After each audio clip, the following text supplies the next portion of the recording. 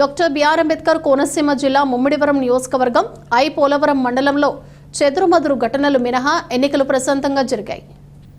ఉదయం నుండి పోలింగ్ ప్రక్రియ ప్రారంభం కాగానే గ్రామంలో ప్రజలు తమ ఓటు హక్కును వినియోగించుకునేందుకు పోలింగ్ కేంద్రాల వద్ద బారులు తీరారు.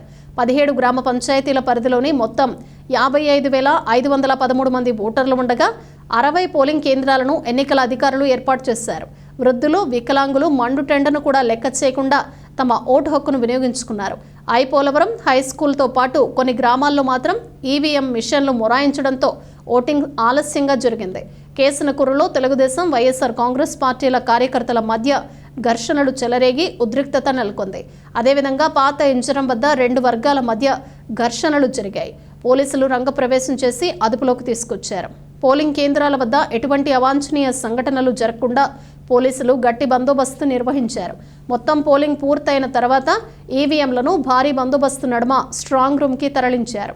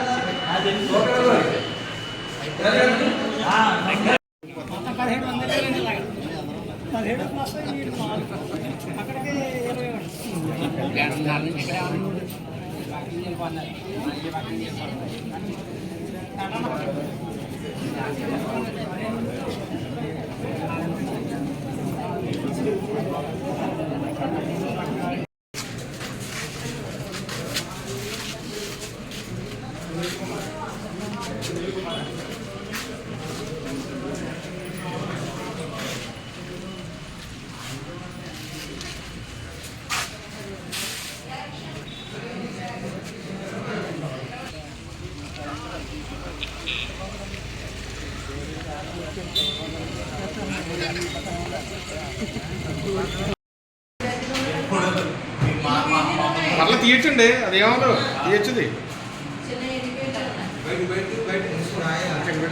వీడియో